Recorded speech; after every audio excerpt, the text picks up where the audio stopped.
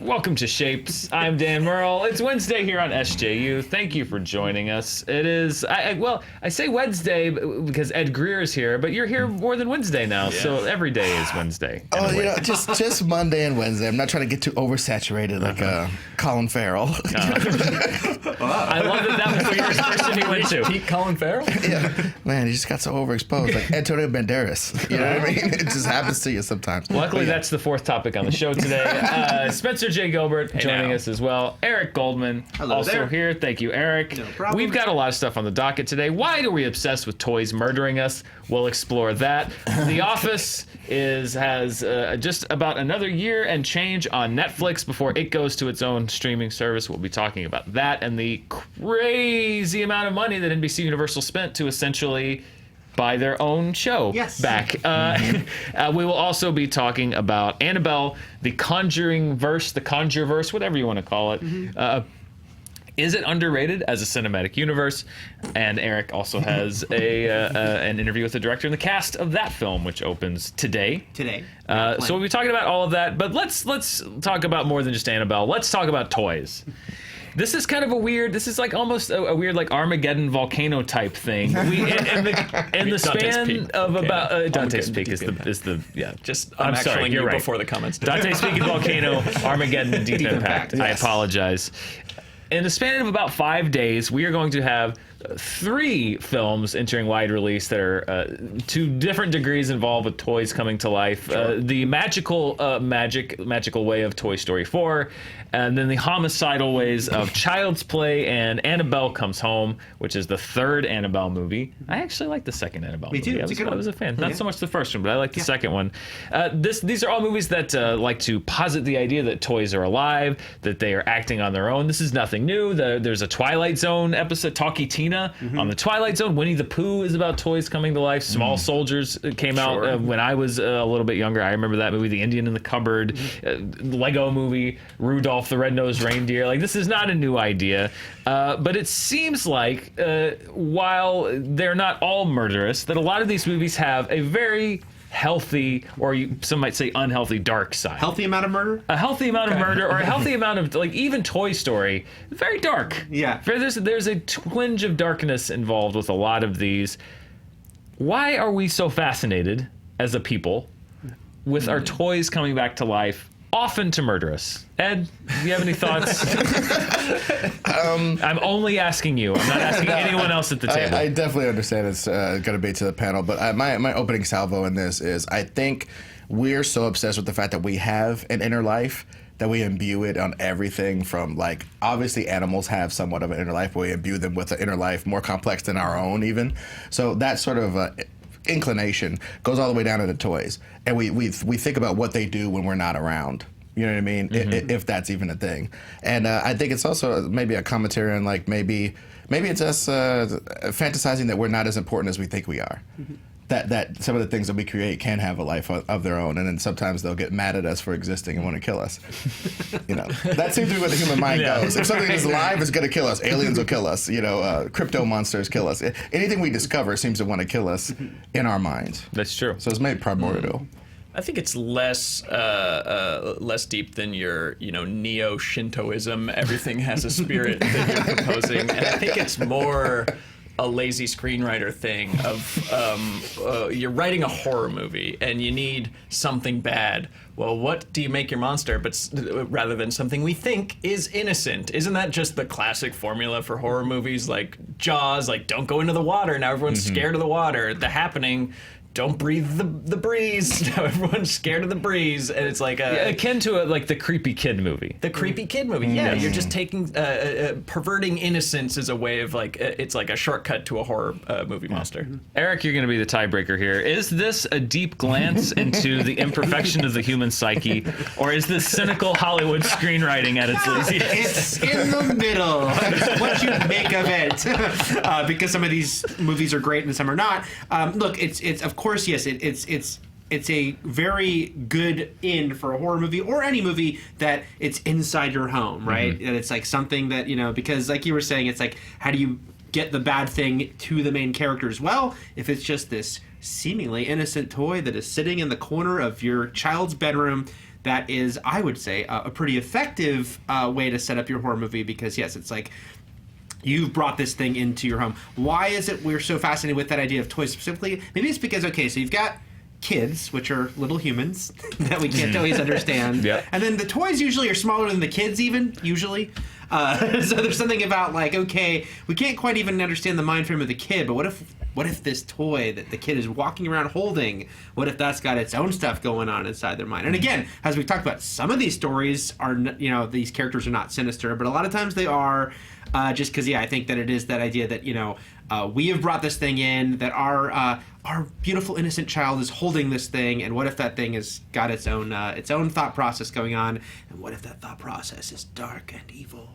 Well, yeah. What if that thought process is to betray that trust? You leave something with your child, and you go off and then do whatever you want to do, and then you come back, and then it's trying to kill your kid. Your kid's, or turn your kid evil. Yeah, or trying to, or possess your kid. You know what I mean? That whole thing. But I do think that there is something weird about how we're obsessed with putting consciousness into them, however we can. Like, it used to be magical stories of like, I curse you, wooden, or whatever, and then the guy would become a puppet, or it used to be magic jazz, and then now it's like, oh, we downloaded the consciousness of XYZ into this, or or the Chucky thing of like, it's like a soul consciousness thing. It's like a toy. He's an app. And the cult, now he's an app. You know what I mean? It's just Like the Terminator. yeah. Chuck Lee, Chuck.ly. It's also something that we kind of grew up doing, but like the dark version, because you pretend your toys are real and have inner lives, and that's something that I think every kid does. So it's like, well, what if they really were? I don't know. It's not too many. It's some very short creative steps from there to they're trying to kill us. It's also the lack of control too. When you're playing with your toys, you're in utter control. You make them say what you want. You make them do what you want. And then to think of the opposite. You're right. It's not so far fetched to think the opposite. And it's a very high concept too. It's very easy to just be like, "What's your pitch?" Like, evil doll. Sold. Boom. Got it. Boom. I can see the poster. And the thing is, with toys, their imagined mobility and their human personification, or their anthropomorphization, as it were, all that sort of shit. Stuff goes, But then you find like there's a fine line between that and a haunted toaster, or the bed that eats people from Patton Oswalt's famous bit. You know what I mean? Right. It's like, what is the difference between? I guess I just said it. This is not a bed or a toaster or an oven or the Mangler from Richard Bachman / Steven. Yeah, you're making me think about, because like, think about Poltergeist, which is like an all-time great horror movie, which is almost everything in that house turns on them. It's like the TV set turns on them, the tree outside turns on them. But of course, a lot of people remember that clown. That was one of the most frightening things, especially if you saw the movie as a kid, because amongst all the things turning on them in the house, it's like this kid has this creepy clown toy in his room, and that thing is going to come at you. I wonder if it's almost something visceral, because if you look at even going back to like Bible stories, like it all goes back to corruption of innocence. Like everything was innocent and pure, and then something corrupted it, and then all of the evil sprang out of that. And I wonder if that's just we're just riffing on this same concept of just like, it's the evil kid, it's your pet,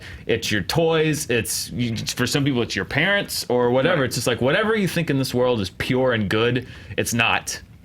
Yeah. And then it just seems like it's easy to riff. Don't trust. It's just easy to riff on that. Well, and also there's an indestructibility, like with the Annabelle. You know what I'm saying? I don't know. I haven't watched all of those movies, but I bet you they try to burn and blow that thing up and do all this stuff, but it never happens because it's so evil. It just persists. Actually, they have a really good out on that. They say if you destroy the doll, it'll make things even worse. So that's convenient. Nice. That's something that you need to handle in these kind of movies. Is like you need to explain why they can't just throw the doll in a wood chipper, right? Because like the doll's like Obi-Wan. Like I will become more powerful.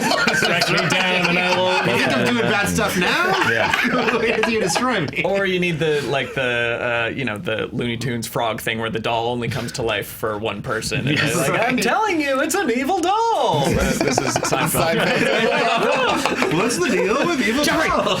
The doll moved, Jerry. It moved.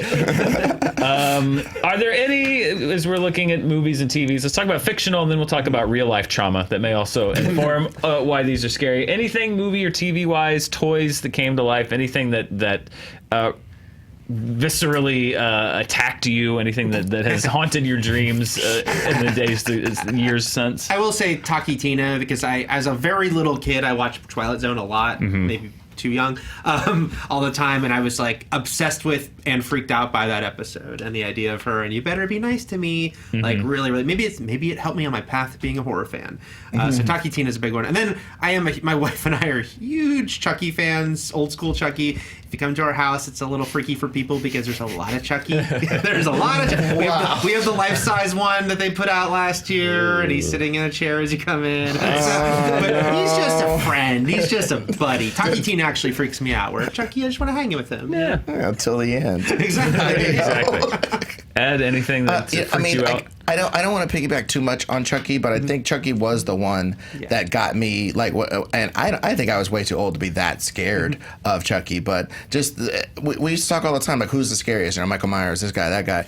Chucky could be anywhere. He's the size of a box of cereal. He could be anywhere, slicing your Achilles, doing weird stuff, you know, popping up in your pants leg like a squirrel. You know what I mean? It's so freaky that he could be anywhere, and it freaked me out as a kid. When I saw Chucky, I saw it at my house. I never saw it at the movie theater. I saw it at my house, probably on VHS or something. And then I went and I slept on the couch on we're Midwestern, and we had like a couch on a porch that was closed in or something, and it was just the breeze, and I just went out to sleep there.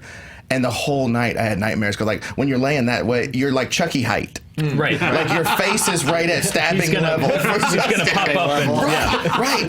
And it's just like that haunted my whole night. And I think about that night sometimes. Like, when were the last times you were really scared? Boy Scout camp, when I got super lost in the woods and I thought I saw a person stalking me. Yeah. And Chucky on the couch. Can't forget Chucky couch night. At the risk of being super uncreative, it's also Chucky for me. Icon, man. Chucky's an icon. He's an icon. He's definitely the creepiest doll of all the creepy dolls. Give Brad Dourif his due, too. He's a great voice. Oh, yeah. Yeah, great voice. Really, he's just, it's the red hair. I'm sorry, I gotta say it. It's because it's the red hair is really not doing him any favors in the creepy department. I don't think anyone else captures the Deliverance extra quality of Chucky popping up. And like you said, size of a cereal box, that in some sense, in the full light of day, that's not scary. That makes him, very puntable. But at night, you don't know where he's coming from. Yep. All right, let's move on to real life trauma. Let's exercise some demons here, if any. Any real life toy experiences that perhaps add to your fear of these fictional toys? Gosh. I've got one. If you want, I have one. Yeah. I actually had two Teddy Ruxpins when I was growing up. There he is. That's Teddy. So the first Teddy Ruxpin with a cassette tape in the back. Yeah, if you don't know what Teddy Ruxpin was, you put a cassette tape in his back, and he would talk. Yes. And his eyes blinked, and He was interactive in a sense. Yes, In a way, exactly. yes. So as the cassette played, he would talk along with the tape and stuff. So the first Teddy Ruxpin, they were not very durable, especially when you're a kid. And this is a piece of machinery. This is an piece of electronics. This is like carrying a toaster around. They were not extremely durable, particularly if you're a kid and you're bringing Teddy Ruxpin along. So the first Teddy Ruxpin, his eye fell into his head. Wow. Love me, Dad. So as Teddy Ruxpin was talking, this eye would blink. Oh no! But then this eye was just a gaping hole into amazing. the electronic inside plastic moving gears of Teddy Ruxpin. no. So he would be talking with one eye blinking, but then just. But we were not a wealthy family, so for a while, I had it. That's Teddy Ruxpin. Given him an eye That was the Teddy Ruxpin I had. I was not that inventive. I'm sure they probably sold one because they sold many accessories. But eventually, I think once Teddy Ruxpin perhaps was a little less in demand, it was affordable to get a replacement Teddy Ruxpin. Which I also had for a while. But this one, I believe it was. I don't think it was me. I think it was somebody, perhaps my cousin, perhaps a friend. His mouth broke. Oh no! And his lower jaw came off. Just put him down at that So point. at that point, Euthanasia. we would put the tape in, and he would just be like, "Hello, my name is Teddy Ruxpin," and his top jaw with his nose. If you look at that picture, imagine the top jaw with the nose moving up and down, but the bottom jaw is gone. So he's just flapping. He's flapping over an empty mouth, like, "Newton Gimnick, how have you been?" It was terrifying. And then, of course, both of them went into the attic. So when I would go into the attic, there would be one Teddy Ruxpin like, kill me, and then one like with an eye out, like, come play with me, Dad. Last time I trusted a kid, I lost an eye. Yeah. So that was my experience with Teddy Ruxpin. Wow. Yikes. Anyone else have traumatizing top toys? that. No. I don't think anybody can top that. Yeah, I don't have any personal ones, but I will say, because I didn't own a Teddy Ruxpin, there was always something a little creepy about him, and I was looking at commercials for him this morning, and they literally did a commercial that was him being made like a Frankenstein monster. This was like how they sold it. It was like a lab, and it's alive, so they're kind of leaning into it a little bit. Then I also say, if you look up My Buddy, which is so obviously My visually, Buddy. Chucky is based on visually. He's got the overalls and the striped shirt. There was always something creepy about my buddy, and especially his theme song, which is very catchy. My buddy and me. But it's like, wherever now I go, he introducing goes. Kid Sister. Yeah, that's right, Kid Sister. Kid Sister. So there was an ominous side to My Buddy that Child's Play very much and very well reflected. So those ones stick out to me. My mom also had a doll that she got in the 60s named Patty, who was literally a life-size child doll, 2.5 feet tall, that my grandmother had kept all these years. She moved out of her house a couple Yikes. years ago, and Mara actually was very upset because Mara loves horror movies. I don't like horror movies. She wanted to take the doll and bring it to our home, Yes. which Yes, I absolutely absolutely. said we are not No, going to do that's a that. yes. My number one rule in life is never put yourself in a situation where you could be haunted. What could go wrong with a decades-old, a decades-old life-size doll that has that thing that when you move it, the eyes open on its own. Oh, and that click, that sick click. And Mara is very upset because my mom was really caught between the two of us, and she Yeah. regrettably had to make a decision, and she got rid of Well, Patty. compromise. Just bring home the head. Well, dude, Patty's gonna find you one day for that. Well, that's the thing. I keep expecting Patty. Like, I come home one day and Patty's sitting on the couch, like with the lights out, like, "Hello, Dad. You could get rid of me." dude, I'm just saying this, and this is gonna go down along with the Mountain Dew and the Venom rants. But dude, I'm not trying to parse it that way. I'm saying it's just there's doll people and snake people, and the Venn diagram is like this. Dollars and reptilers. It's like this. All right. Yes. And I don't know what that is. Maybe somebody smarter than me could do a study, get a grant. You're welcome. But like, there's something there. Like this thing that kind of can't love you. That's almost representative, but not. And also the. Why would you have this in your house, Eric? It's to come alive and kill you. Those people that have their questions about it. those people who have like a python and their kids just sitting on it and it's yawning and they're like, just get it away. Yeah. That's me. I feel the same with a doll. Any life-size doll with your kid, it's the same as a giant python with your kid. It just weirds me out. And my problem actually isn't that I don't like horror movies. I actually do like a lot of them. It's just that I get too into them. They work. They work very well on me, and it's a little too effective. So there you go. I'm sure someday eyeless, jawless Teddy Ruxpin and Patty will come back to haunt my dreams. Maybe I'll make a movie about it. That's the cut to credits final moment of your movie. If we haven't turned off because you're too scared yet, we are Fandom Entertainment. You can like, you can subscribe, you can hit the bell. Whoa. There's a siren Almost sound? Okay. half audible. There we go. Yeah. The problem is we don't have a microphone over there. coming over You can hit the bell. They'll let you know when we're uploading new stuff. We've got reviews. We have this show every morning. We've got things like Fandom Uncovered, lots of cool stuff. You can also check out fandom.com. We got a lot of cool articles there as I look at the wrong camera. There's a Toy Story timeline that was put together by Sophie Hart, one of our writers, 24 years of Woody and Buzz. And then our Eric Goldman. The name of this article freaks me out. It's called "Chucky Really Wants to Be Your Best Friend in the New Child's Play." It's a look at just how the new Chucky, basically, that unlike the old Chucky who's a serial killer who always wanted to use the kid, this one, he just wants to help and he just doesn't know what the line is. So I talked to the director a lot about that and about making Chucky motivated by love to do horrific things. So. Well, there you go. Check it out. Check that out right now on fandom.com. But let's move on to a story that took over Twitter yesterday for what I saw, and people are still talking about it. A lot of people are looking at NBC Universal and their new streaming service and asking, why are you the way that you are? Because The Office, which has been a staple on Netflix, we've talked about it on the show before, is one of Netflix's top shows. I think they said, or an outside firm said it accounted for something like 3% of Netflix's total watch time. Yeah. As expected, Netflix will be losing The Office at the end of next year, at the beginning of 2021. The Office will be going to NBC Universal's premium streaming service. Netflix was a little bit catty yesterday on Twitter. They just said, we're sorry that we lost The Office, but you can continue to enjoy it commercial-free on our platform until 2021, planting the seeds that perhaps NBC Universal's platform may not offer a commercial-free experience, at least maybe not on the entry level like Hulu and Hulu Plus. This is what's a little bit different, because we've talked a lot of times about how when an entity will take one of its shows back, one of the losses is that it loses the licensing fee that someone like Netflix would pay for the shows, but they just get the show back and you lose that licensing fee. This is not the case with NBC Universal, because as it turns out, reportedly, and THR Hollywood Reporter ran a story on this yesterday, in that story it claimed that it wasn't just NBC Universal taking back The Office for their streaming service, that there was actually an auction, a bidding war for who would get the rights. And NBC Universal secured a reported 5-year, $500 million deal to have The Office exclusive on their streaming platform. According to THR, other parties involved were Hulu, Amazon, Apple was rumored to have been involved, Netflix, of course, all that wanted to take a swing at getting The Office on their streaming platform. So not only are they losing the licensing fee they would get from Netflix or whomever, they themselves are paying half a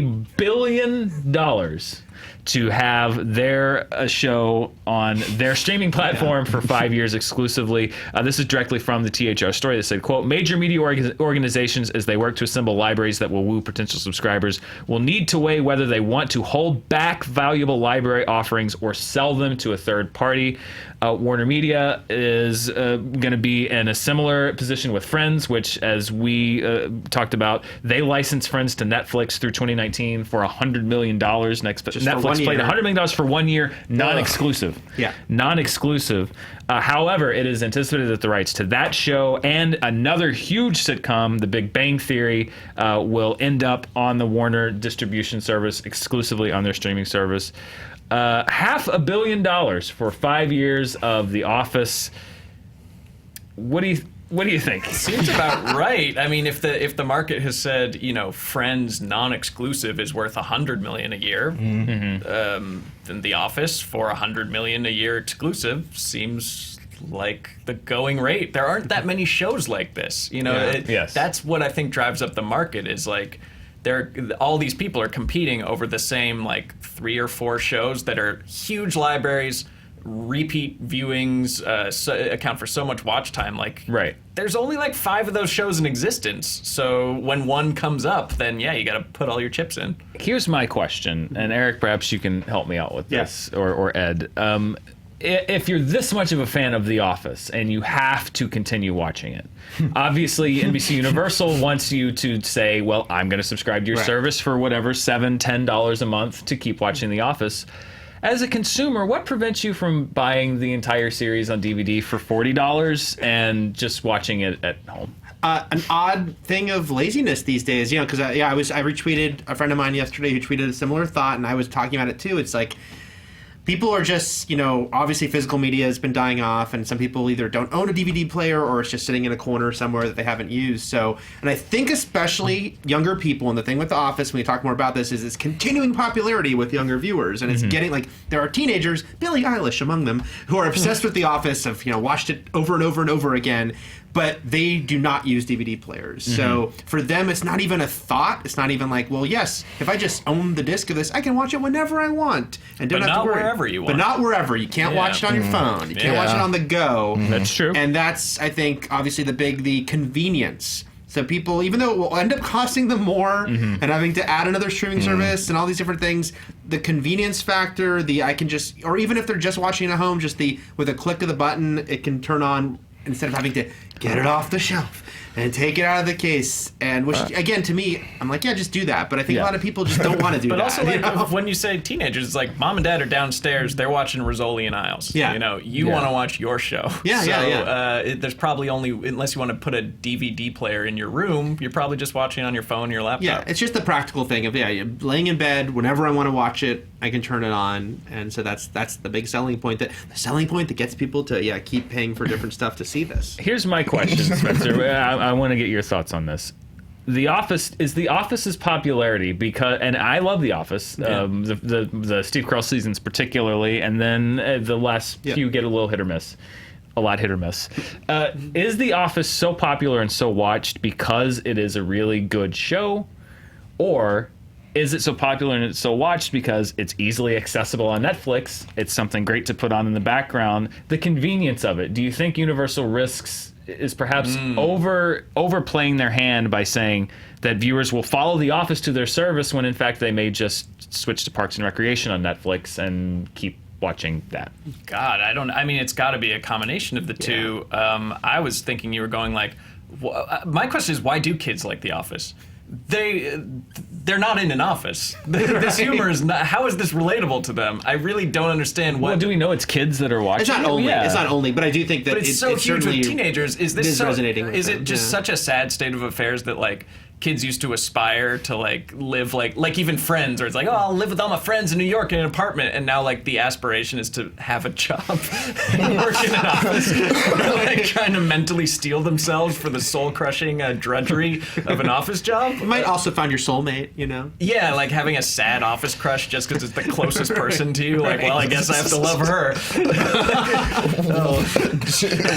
Usually I'm the jerk. Spencer, taking some heat off of me. Operation Human Shield engaged. Thank you, Spencer. Wow. Wow. Hot take. Ed, what do you think? You just dissed so many people's parents. Well, she was working in parts, and I was, oh God. I guess you'll do. You're there. That'll do, pig. Is The Office going to be a game changer for NBC Universal's streaming service, or do you think they need to continue to build their library? Do you think this is the linchpin that's going to get people to subscribe? No, I think one thing I was going to say earlier in the conversation is people forget the power of the collective a lot of times, and some of these shows are built of so many talents and such a Borg. You know what I mean? Mm-hmm. Parks and Rec is a Borg. You know what I mean? This is a Borg. It relentlessly assimilates because do you know when you hear that theme song, the doom doom doom doom doom, it's a hit of dopamine. Mm-hmm. You know what I mean? It's like good nostalgia, as Spencer was talking about. It's nostalgia. The libraries are huge. It's background viewing, as you guys have all alluded to. It's really serious business when you look at what people watch TV for. I think TV shows break down into aspirant things of adventure, like I'd like to do this, and then hangout shows. Sure. And this is an ultimate hangout show. Mm-hmm. This is that ultimate and the new generation also accepts cringe more. I remember Curb Your Enthusiasm came out, and the cringe in that, people were turning their damn TVs off. Yeah, sure. You know what I mean? And it's just too much. Yep. And now kids are down with cringe, man. But That's I think the one American of their favorite Office things. doesn't really rely on that too much. I think I think it does a healthy amount. The dinner party, I think, is the perfect cringe for The Office. The scene when Michael and Jan have their dinner party. Yeah. That for me is like the perfect balance of just like I must turn away from this, and yet I can't. However, Prison Mike. Prison Mike is great. I will say The Office, the episode I cannot watch is Scott's Tots. It's too cringe. It's too much cringe for me. When he promises to send those kids to college and he can't do it, and he shows up with laptop batteries, and they've made a song for it. I can't. It's too much. It's too much. I love The Office, and I cannot watch Scott's Tots. It's too much. My single favorite. I just love the fact that the Michael character, and to a lesser extent the Dwight character, can always get the entire cast into a situation, or at least get themselves into a situation that we can cringe at. That's classic. And I think that one when he goes to improv class. Sure. And every time he does an improv, he has to have a gun. Yeah. That's like a classic piece of comedy that you could show almost out of context. Yeah. If people understand anything about improv at all and watch that, it's an out of context joke that works in a little chunk. Yeah. So it's a beautiful show made of a bunch of little, frankly, I could watch it on my phone, chunks that when you pull together, it's a giant tapestry. But if this is something that's free with commercials, then I think people not jump ship, but also watch it on NBC.TV.co. whatever. I mean, I think they would for free. Like, if NBC wants to have a Hulu type model where you can watch some of their stuff for free on their site, but do you think people would pay just for The Office? It's a mix. Like, I think the answer to your earlier question is it's a little of both, like Spencer said, in that The Office itself is a great show at its peak. I also agree it went on too long. But it's a great show that has lovable characters and some hysterical scenes. And by the way, I'm thinking back, The Office, if people remember, The Office was struggling early on, and it first kind of made a name for itself by being one of the first shows to get a lot of iTunes downloads. Wow. I remember that helping it. It was like noted that this show, when like that was a new thing, you could pay for shows on iTunes and download it. The Office was getting it more than almost anything else. So there's like a history with the show, as I hit my mic, of like this show kind of setting a precedent or being this one that people really do seek out. That being said, I don't think everyone who watches it on Netflix will now port over if they have to pay for another streaming service. At the same time, it does seem like, like you were saying earlier, there's so few shows that truly stand out anymore as ones that everyone, and I know everyone is not everyone, but that so many people gravitate to, and The Office is one of those shows. So it does seem like it's worth NBC's money just to get a portion of those people, even if they think a third of them, maybe. I don't know. For me, it's like, $500 million for one show is a lot of money. And for me, it's be like if I owned a restaurant and I was everybody loves my place. I'm the neighborhood haunt. And I decide to move across town. Some people will probably follow me, but I think some people will be like, oh, well, it was great when they were around the corner, but now I'm just going to go across the street to whatever because I don't want to. But I'm very skeptical that this is going to pay off. I really think that the Netflix Twitter dig is telling that they said, enjoy it commercial free for now, because I do think that that's their path to making money off of this is like, you offer an advertiser a chance to buy ads on The Office, like in Year of Our Lord 2019, and they're like, okay, yeah, we know people love it, we know exactly what it is, we know who likes it, it's super popular, sure, take our money. Yeah, well, I maybe they can sell $500 million worth of ads and streaming subscriptions. Over 5 years, maybe? Over 5 years, maybe, who knows, they get other stuff, but of course will also cost money. Is this too boring to talk about for 1 second? How do you buy something from yourself? Like, it's like, I'm going to, give me $500 million. Okay, I have $500 million. You know what I mean? How does that work? So it is a weird situation where, and this happens all the time where, with a new TV show, right, is made by a studio, and almost all the time now these studios have a network connected to them, and a lot of times they're buying their own show. But here's the thing that made me I thought about with this, how much money they were paying themselves. There's been some massive lawsuits recently. The Frank Darabont one is a huge case where Frank Darabont's whole argument is AMC paid themselves less. They undervalued the show. Thus, I'm getting less money, and everyone else who is a profit participant is getting less money. Because look at how much more they spent. Darabont's argument is they spent more for Mad Men and Breaking Bad because it was produced by outside distributors. Even though this show is the biggest show they had, we were paying because we were paying ourselves less. They had the price gun, and they priced it 99 cents rather than $20. And there was a huge lawsuit with Bones too, and they got like $80 million. We talked about that. That was the same thing, right? They're saying, oh, you sold it to Hulu, which Fox had a piece of, and all this stuff. You undervalued the show if you'd gone to a completely outside distributor. So I think that's what we're seeing here is that because anyone who was the creators of The Office, we're even including Gervais and Merchant there, plus the U.S. creators, Carell, anyone who's a profit participant, especially if everyone's saying everyone keeps watching The Office, well, they should be making money off it. So I think they have to show we are legitimately like putting this, we're spending an actual market value for it because there's they don't want that lawsuit to happen, right? They don't want to say, oh, you just undersold to yourself. So I think that's what we're seeing here. And that could have influenced the price. All right, cool. Plus, there's always the chance that Apple, if you put it up for auction, that Apple, in some desperation move, is just like, I'll give you $1 billion. And they're like, The Office, okay, The Office is on your phone. Bono's album and The Office on your phone. Scott's Tots, you have to watch it. Apple continues. Scott's Tots. You can only watch Scott's Tots. That's the only episode they give you for free. Right. Apple continues to have Oprah. Or something. An Oprah produced something. We'll see. Something. Or I saw some very pretty looking shots of people standing around. That's right. At their presentation. Yeah. So we'll see. We'll see what Apple has. Ooh. You know what I like more than The Office is call outs, and I got a couple more. There's a Screen Junkies show that came out this past weekend on the Screen Junkies channel. What a great panel. Hector Navarro, who was one of our favorite comic book experts and minds.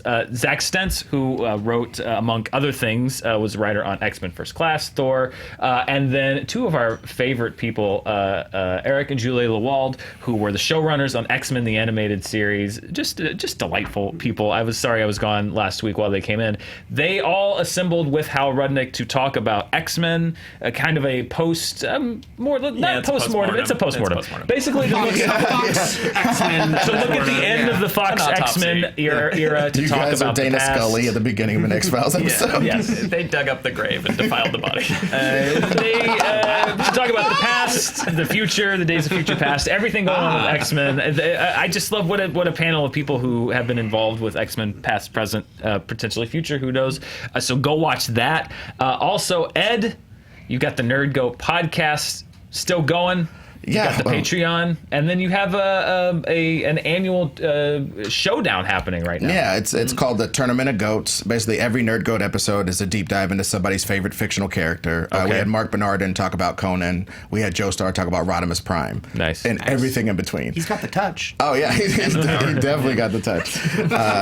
And then everybody wanted him to give the touch back to Optimus. And we talked about that, and it's one of our highest rated episodes. So it shows you, like, it's not about the popularity of the character. It's about what the person brings to it. And like I said, I'd like to invite everybody on the panel onto it. But we have a tournament going on right now. I got the touch. Got the power. The Tournament of Goats is going on. The 100th episode is going to come out next week. Nice. And it's determining who won our second annual Tournament of Goats. So there's a lot of people in it. Nightwing is in it, doing very well. Ultimate Spider-Man. We did Grant Pardee, one of our guests, did Ultimate Spider-Man as his Nerd Goat. Because that specific vision of it was, So the Patreon's doing well. Thank you guys so much. Patreon.com/Nerd Goat podcast. And thank you so much for this call out, because I think we've gotten a lot of listeners from me just being on Screen Junkies and mentioning it offhand. And I would love for people to check it out. And it's a great commute killer. Awesome. And if you particularly if you live in LA, that's like gold. It's a great commute killer. It's crucial. So Nerd Goat podcast, check that out. The Tournament of Goats happening now. Who will be the second annual? What's the winner called? Like High Goat, Mighty Goats? I think Goat of Goats. Goat of Goats. Who will be the second Goat of Goats? Stay tuned. All right, our last story today. We're going to return to the Conjuring universe a little bit, and Annabelle. Annabelle Comes Home opens today, getting a little bit of a jump on the weekend. We're right around that July 4th thing where movies start coming out at wacky times. Sure. I think Spider-Man comes out next Tuesday to get a jump on July 4th. So Annabelle Comes Home comes out today. And the Conjuring universe, I've talked about this on Charting, has quietly become, if you're looking at dollar for dollar, one of the most successful and valuable universes, shared universes out there. There are 6 movies, 7 if you count The Curse of La Llorona. I'm not entirely sure yet that Curse of La Llorona counts itself. There's spoiler alert for Curse of La Llorona. There's one throwaway line that connects it to the Conjuring universe. So I guess technically it would count. We have Conjuring 2. There's a Conjuring 3 coming up next year. Annabelle Creation, Annabelle Comes Home coming out this week. The Nun, a prequel spinoff, and then you've got Curse of La Llorona, technically adjacent, and then The Crooked Man, which has been rumored a while, which is a spinoff from Conjuring 2 that we could see. If you look at the profit, combined budget of around $100 to $150 million, combined worldwide gross over $1.6 billion. So low cost, high reward. As we talk about the MCU and all of the cinematic universes, do you think that people are overlooking the success of the Conjuring universe, considering that it has made vastly more money than it has cost to make? I mean, yes and no. Yes, we are overlooking the success of Conjuring in itself, but no, we are still in a glut or renaissance, depending on your point of view, of low-budget horror movies. Like, that has been the only other type of movie you can make besides a tentpole for ever since Blair Witch. Like, that has been. Every studio is like, well, what can we spend the least on that makes the most money and has the biggest built-in audience? Those are horror movies, and Conjuring fits. This is like the good version of that. So. Yeah. But also one thing that I think we really miss out on when we talk about this renaissance in horror is we're always talking about the damn theater experience, right? Oh, theater experience, it's different, it's this, blah blah blah blah. horror movies are some of the only movies where it actually benefits you to watch it with other people. You know what I mean? They're real communal experiences. Like, once you agree on something being scary, that's real community type jazz. So I think people are missing out on the fact that, well, why are these killing rom-coms? Because I don't want to be around a bunch of other people feeling amorous. That's an orgy. That's weird. You know, but I'd love All the to be orgies around. that broke out after You Got Mail. Oh, hell yeah, man. It's like, all the books that got sold at local shops. At just local hoping shops, to meet mom some, and pop shops, Just hoping to meet some beauty that's down on like, I'd like to buy this 1944 edition of... Anyway, the bottom line is, I think people, it's just a fact of life. People love the communal experience still. The box office says so. It's not my opinion. Yeah. People love to sit in rooms together and be scared more than they love to get together and sit in rooms and be looking at, love. Yeah. And that's just a fact. So I think we're missing that aspect of it when we analyze this. Yeah, I do think though that we are sleeping on it a little bit, only because there's been so many sort of spectacular failures of shared universes that went out of like the Dark Universe being kind of a big one. Like they announced like, we're gonna do all these movies. Here's our logo. Here's everything, and then it's like, nope. And then obviously the DCEU had quite a hard time getting off the ground. So Conjuring, I'm sure it benefits the fact that when the first Conjuring came out, it was just another horror movie. It didn't say we're gonna do a bunch of spin-offs right from the start. So then they just started doing it, and then the next thing you know, it's like, yeah, we've now had 3, with Conjuring, Annabelle, and The Nun, 3 different kind of brands all under one umbrella that are all doing really well. I mean, when I look at The Nun, I was looking at the box office of these individual movies, $22 million budget, and it made $365 million worldwide. And audiences hated it. No one was a huge fan of it. It's one of the weakest of of all these movies. But there is something to be said. That level of success, the fact that this Annabelle Comes Home is the 6th movie or 7th to come out, and that they all are successful. They all are pretty damn successful. And I do think people kind of haven't even noticed it because, 2013, I think, was the first Conjuring. Yeah. That's pretty quick how many they've gotten out here, and the fact that there's not been one bomb amongst them. I mean, they seem to be, though, MCUing it in the sense that they didn't rush into a expanded universe because, I mean, I've only seen The Conjurings. Yeah. But, they had hints of like, oh, we've had other cases before, and we have this kind of room full of spooky trophies that we could explore further. They didn't start...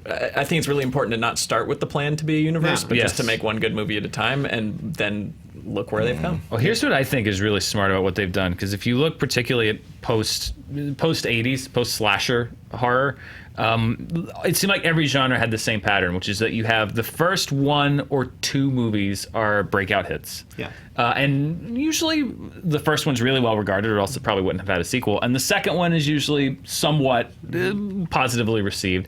And then you have the same pattern with diminishing returns, which is the sequel comes out, it opens big, audiences don't like it, it drops off big in its second weekend, and it makes this much money. And then the second one, it opens a little smaller, audiences still don't really like it that much, but it makes enough money. And then another sequel comes out, same thing, opens big based on the name, audiences don't like it, and then it goes on until eventually it becomes unsustainable. Paranormal Activity did this. Saw did this. Nightmare on Elm Street was a little more like this, but eventually it did that. Friday the 13th did that. I think what is smart about what The Conjuring has done is that it's all going to the same studio, and you're basically 6 or 7 movies deep into a franchise, but you're not on part 7 necessarily of that franchise, and they're not connected enough to a point where it's like, I can't see Conjuring 2 if I didn't see The Conjuring. Right. Sure you can. You can go see Annabelle Creation if you haven't seen Annabelle. You can go see Annabelle Comes Home if you haven't seen any of the other ones. I think that's the smart thing, is like, it is one franchise in the sense that it's a connected universe, but they're disconnected movies, and it doesn't feel like we're on the 7th part of the Conjuring franchise. We're on the 3rd part of the Annabelle franchise. Right. That's pretty smart. The fact that Conjuring 3 hasn't even come out yet, because all these other movies have been able to be in the interim. Yeah. And like you said, you could totally go see The Nun and you'd be fine. And I saw Annabelle Creation without having seen Annabelle, because I'd heard Annabelle wasn't good, but Annabelle Creation was good. And it was. And it totally works that way. And then they managed to make it seem like a special event. It's like the fact that Patrick Wilson and Vera Farmiga are in Annabelle Comes Home. They haven't been in the other Annabelle movies. It's like, oh, that's kind of cool. Wow. Now you're bringing in your Cap and Iron Man. coming into this Well, they one. do that a lot. Is they'll do that to The Nun. Also had a bit where it's like it's its own movie, but at the very end, it does a thing where it's just like, and here's how it ties in, but not in a way that you're like you feel cheated. You're like, oh, okay, you either get it or you don't, but it doesn't matter. Exactly. The Annabelle movies run into each other in the same way. Yep. Annabelle Creation runs into the first Annabelle, but you don't.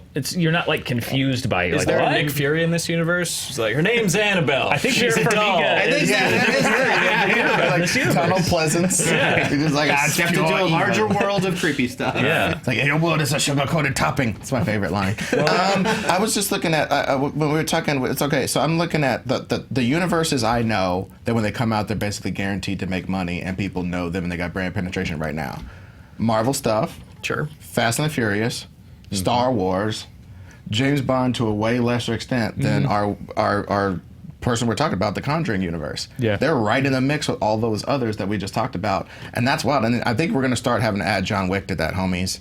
Because John Wick 4 is coming out. They're doing the TV series. Dude, John Wick's going to Yeah. smack him up. The Continental thing's going to come out. Die a horrible death. But it'll still be cool. Yeah. And I think that's crazy that the Conjuring is up there with in the heavyweights of the cinematic universes. I mean, even if it had made half the amount of money it made worldwide, it would still be phenomenally successful. Definitely, yeah. But they figured out how to tap into something, and I really cannot underscore how terrible The Nun was. I really cannot stress enough. But that's the good thing is it's a lot of times, we've also talked about this on Charting, where if you have a truly poorly received film, and The Nun had a terrible audience reaction, a terrible cinema score, etc., that will often be a franchise killer where the next one dips substantially because people are like, I've had enough. But the great thing about this universe is that It's more protected. it's more protected. Yeah. The fact that people didn't really like The Nun, that might kill off The Nun, but that certainly has not killed The off Nun is the Thor, franchise. is Thor the Dark World. I was going to say Incredible exactly. Hulk, but Yeah. say the same thing. It's the MCU of horror movies.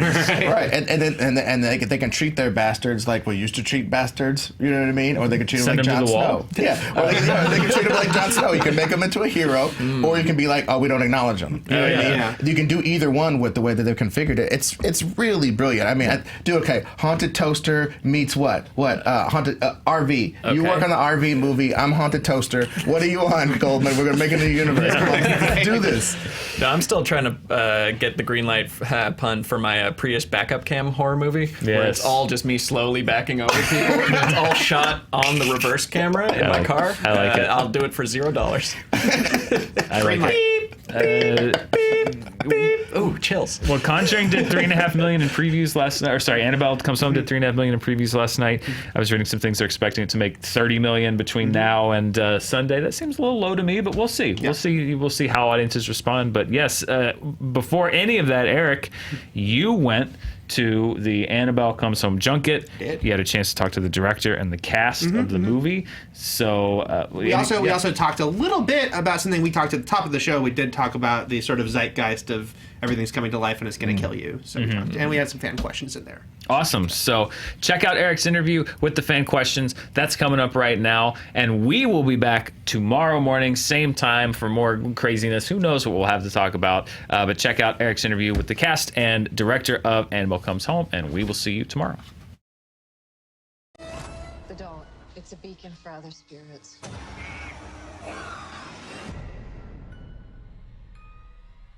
So I'm from Fandom, so I'm going to mix in some fan questions here. Sure. So let me ask, the other Annabelle movies, they were kind of their own separate stories, but this one really ties back into the Warren family and more central Conjuring universe. Did it just feel like this was the right time to do that? It felt like the right story to do it. Because this takes place in the Artifact Room, it takes place in the Warren home, it felt like the opportunity to bring the Warrens into the movie, obviously, right? So it just felt organic to the story, as opposed to, hey, how do we get the Warrens in this? What could be that story? So we started with the story first and then realized, oh, this would be a great way to bring the Warrens in. What was it like joining this franchise? Because the Conjuring movies have been huge, the Annabelle movies have been huge, so what was it like for all of you to sort of go into something that was this big? Very surreal. Yeah. Such an honor. I mean, it's such a, amazing franchise, and to work with these people that are just kind of the gods of horror right now. Yeah. So cool. It's very exciting. Have you ever seen the real Annabelle doll in person? I have never seen it in person, and I'm a little unnerved and unsettled to do that. Just because I don't know whether she approves of me or not. I don't know how she feels about all these movies. We all want to take a trip up together. Oh yeah. Yeah, we do. Nice. I'm not gonna go if it's by myself. I want to go with you. We have to go together. Yeah. Safety in numbers. Would not let you go by yourself. Do you think you'll eventually make it out there to see her though? I really think so. Especially after doing this movie, I feel like we have to. Yeah, Right. You know? we need to. Yeah. Now we don't see Annabelle walk and talk. Doesn't mean she doesn't. Yeah. Does it feel like less is more with Annabelle? It does feel like less is more, but the great thing about her is she is, I think, in terms of scares, there's because she doesn't get around and walk and talk, it almost feels like there's even more potential for scares because there is she kind of sits there and lets the evil that's attached to her sort of do her bidding, or it can, it activates the other artifacts in the room. It can shapeshift in a weird way. She plays around with people's fears in a lot of different ways, which I find really creatively inspiring because it means I'm never doing the same thing twice, really. Right. Yeah. There's Annabelle herself, but there's a lot going on with spirits, artifacts in the movie. Besides Annabelle, is there a favorite for you guys of everything you encounter? There's a rocking horse in there, and I thought that was really cool because it was this metal rocking horse. But then there's the book about the hellhound, and then there's Feely Mealy. But I think the ferryman is super creepy, and the coins in general. Yeah. All the retro stuff, like the TV, typewriter. I really like the piano. Those are my favorites. I'm stealing that after these interviews. But This one right here? yes, I named him Gareth. Okay. After David Bowie in The Labyrinth. Have you ever been scared of Annabelle haunting you after filming for a day? There was a moment on the first movie, there's a rune of blood on the wall, very early on in the movie. And we shot that all night, and I went home at like 6 in the morning, and I went to bed. And when I woke up, the sunlight was hitting a lamp in the room. So I woke up and I saw that same rune on the ceiling directly above my face, above my head, because of the way the sunlight was hitting this lamp, which I'd never seen before. I thought that was really odd and really strange, and it spooked me for a couple days. There were some times where I'd be just studying lines for the next day and unable to sleep at all. I feel like I didn't sleep a lot during filming, but I'm a scaredy cat, so Yeah, I feel like for the first couple weeks I was a lot more scared than the rest. You kind of adjust a little bit, but dolls are like my biggest fear, so that was fun. Yeah, really scary. Me, not so much, but our director, Mr. Gary, he convinced me that I got abducted by aliens. So Interesting. I made my mom sleep with me for the remainder of the shoot. This is quite a month for movies about toys and dolls that come to life. Yes. lots of dolls. It's sort of in the zeitgeist. What do you think it is, though, about that idea that makes people so fascinated? I think with Annabelle, because she's she's the real deal. Yeah. Because she's real, and I think that really intrigues people, knowing that there's actually an actual Annabelle doll somewhere out there that's haunted by this demon. I think that makes everything Yeah. slightly creepier. yeah. I think it's taking stuff that we kind of take for granted, or things that we really think are safe and fun. They bring us comfort. They're supposed to do that, and then we're taking that in these movies and subverting it and making it evil and dangerous and unsafe, and all the things we thought it wasn't. It suddenly has become. There's something about just inanimate objects doing like Scary people things. Things with yeah. eyes and human-like faces looking at you. Something so innocent becoming something so demonic and Right. terrifying. I think it just plays with your emotions. So I think it's one of those things that everybody has had a favorite doll. Everybody has a favorite game. So you're just playing on these sort of these things that are supposed to be fun to reflect on, and suddenly making them scary. Yeah. You got Annabelle right behind you. Are you used to her now? As much as one can be. No.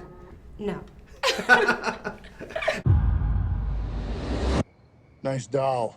That's what you think.